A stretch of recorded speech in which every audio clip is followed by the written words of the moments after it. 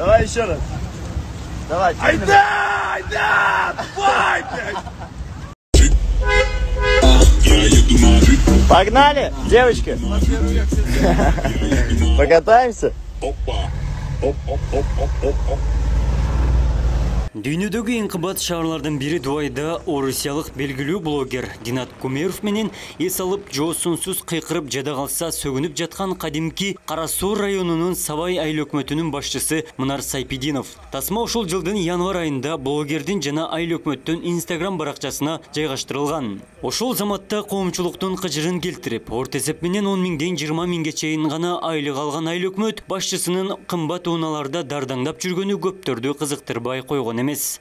Смотрите, как красиво.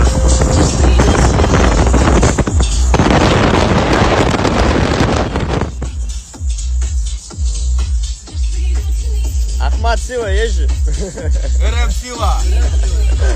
Кече күнү эртең менен саат 6:40 Улуттук коопсуздук мамлекеттик комитетинин кызматкерлери үйүмө кирип балдарды чочутуп тинтүү жүргүзүп иш бөлмөмдү аңтарып мөр басып кетти деп өз баракчасына жазып чыккан. Айыл өкмөт УКМКнын төрагасы Камчыбек Ташиевке видео кайрылуу жолдоп, өткөн бийлик Асылбек Жээнбеков шайлоо учурунда куугунтуктап көрбөгөн күндү көргөзгөнүн айткан. Раим Матраимовдун өкүл баласы деп саясий куугунтук ар дайым орун аларын жана өкүл аталык өз жолу менен экенин белгилеген. Бирдеки болсо эле ушу Раим Матраимовдун өкүл баласы деп эле куугунтай беришет. Раим Матраимов ал менин өкүл атам, ал өз жолунда, мен өз жолумда жүрөм. Эмнеге ар дайым ушундай саясий куугунтук боло берет жаштарга? Өткөн шайлоодо дагы Асылбек Жээнбековдун дагы куугунтугун айландым мен. Көрбөгөн күндү көрсөтүштү. Сиздер айткандай жаштар келсин, жаштар иштесин деп жаштарга мүмкүнчүлүк түзбөлө саясий куугунтук жүргүзүп жатышат. Урматтуу Камчыбек Кыдыршаевич, мен сизден суранам, эгерде чындыкты билгиңиз келсе, мени өз кабылдамаңызга кабыл алып коюңузду суранам. Бүгүн Сабай айыл өкмөттүн 9 айылынын өкүлдөрү жана жашоочулары журналисттерге маалымат жыйын берди. Өкмөттүн казнасы 14 миллионду 29 миллионго көтөргөн Сайпидинов экени, айылдагы социалдык эл муктаж болгон бала бакча жол көйгөйлөрүн тез арада жолго койгонун айтып, саясий куугунтук кылууну токтотуу керектиги белгиленди. 5 жылдан бери айылдыктарга керектүү шарттар түзүлүп, спорттук аянтчалар ондоп курулганын, документ растоодо кыйынчылыктарды Сайпидинов жойгону кошумчаланды. Жаш эл кызматындагы айыл өкмөттү кабыл алышын Камчыбек Ташиевден жыйынга келген айылдаштары өтүндү. Асфальт төшөлдү, мечиттерге жардам берди, спорт салынды, лампочкаларыбыз аябай жарыкты, жолдорубузда, көчөлөрүбүздө жарык. Ошон үчүн ушу жаш баланы ич унутпаш керек да. Биз ишенгенибиз ушул. Аябай өсө турган бала. Мен кайрылам, Камчыбек. Сени камчыле дечи элем, садак оолоюн. Мени жакшы тааныйсың, менин баламы бирөөлөрдүн жакшы жамандардын сөзүнө кирбей жакшына кабыл алып конторуңа. Мен ушул жагын карайм, анан келечекке туз караган бала. Бирөөнү мындай жалган айтып, ашча күлбөгөн, бирөөнү сөкпөгөн, мындай өзү мындай симпатичный бала да, жакшы бала, аябай жакшы бала, төрт жарагы келишкен бала. Муну Камчыбек Кадыршаев өзү кабыл ала турган болсо, мына бизге рахмат айтат, ушундай балаңар бар экен, биз билбеппиз депчи. Маселе ошол жерде турат. Булар көрүшөбү, көрүшпөйбү? Эгер көрүшүп калган болсо, силер дагы бизге кийин айтасыңар. Ушулар бекеринен келген эмес экен депчи. Жаш кадрлардын шагы сынып калбаш керек да. Жаман болсо жаман деп эле айтат элек да, бизчи. Болбойт да, келбейт эле. Же бир байлыгы, же бир мемеси жок, атасы жөнөкөй эле шопур болуп, орукчан киши эле, шопур болуп эле жүргөн киши. Атасы өтүп кетти. Мына биздики акимчиликтен ham жакшы конторубуз. Туалет оңдолгон эмес, мен уялбай эле айтайын. Мына биз имандуу адамбыз, тарата алышыбыз керек. Намаз болуп калды, тарата алайын десек, экита кирпич турчулап. Ушунча айыл өкмөт келип, ошо туалетти оңдогон Алла Таала ажыдаям, ошо жандатка кетет бурамой. Тазалык. Бул тазалыкты таза караган бала. Айыл өкмөткө киргенде гүлдөр, мына ушундай гүлдөр турат. Маалымат жыйында Сайпидинов иш бөлмөсүнө өкүл атасынын сүрөтүн илип алганы, жана кымбат эс алууга акча кайдан тапканы, жана кандай бизнестери бар боюнча суроолор берилди. Өкүл бала деген өкүл бала да. Өзүнөн 20 жаш, 30 жаш кичүү нерселер ошол өкүл бала болуп эсептелет да. Ошо кишинин деңгээлинде эмес да, мунун акыл оючу. кылган аракеттери, баскан өмүрлүк жолдору ошо Райым Матраевдин деңгээлинде эмес да. Эгерде ошонун деңгээлинде болуп, сүрөтүн ийип болгон болсо, бул баланы ошондой деп айып көрсөк болот эле да. Бул эми өсүп келаткан жаш бала да. Бул ошол спорт боюнча, спорт менен эле баягы жеке өзүнүн кызыкчылыгы мезгилинде мындай силер билесиңер, билбесиңер, бир 18-20-25 жашында эле бул акчалуу болуп калган.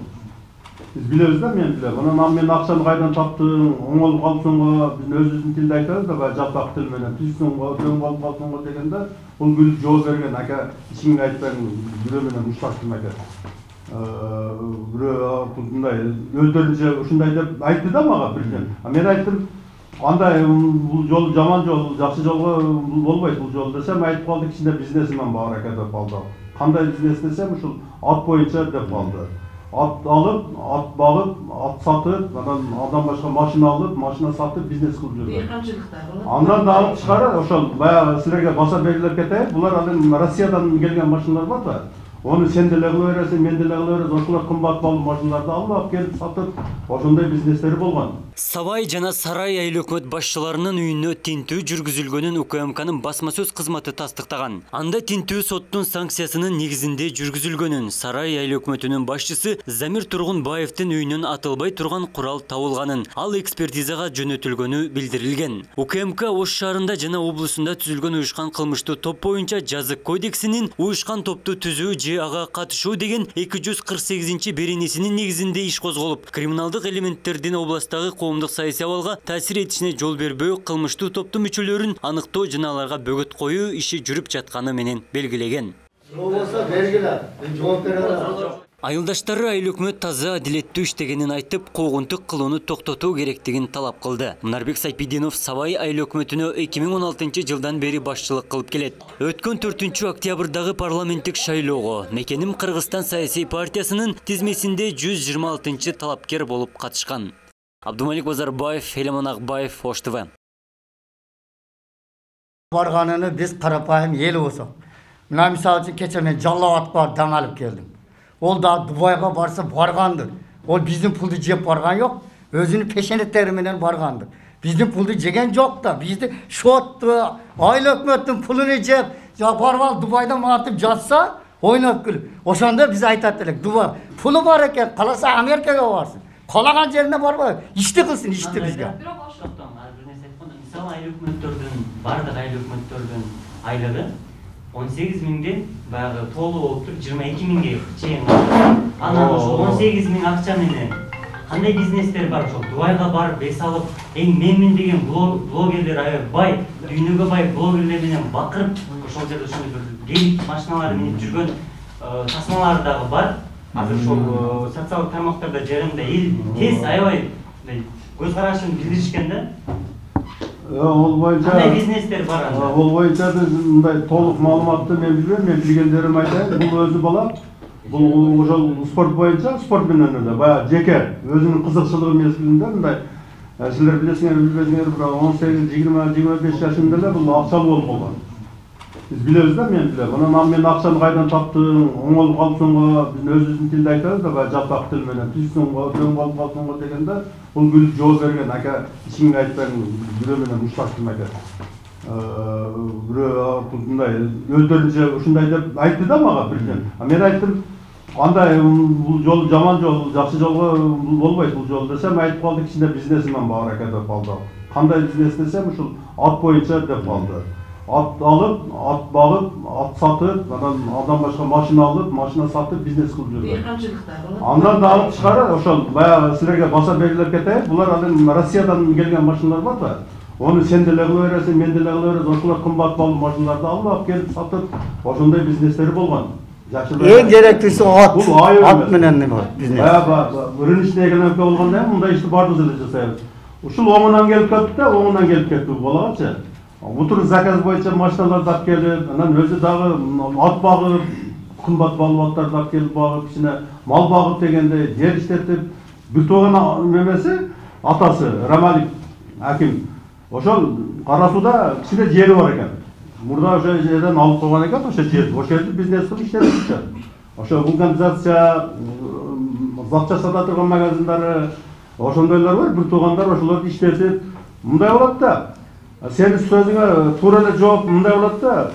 Өзү кийин болбосун bir үйдөн bir бала чыга турган болсо, апасыны жетелеп bir жака бара турган болсо көптөй беребиз да, акча. Жардам болот да, поддержка.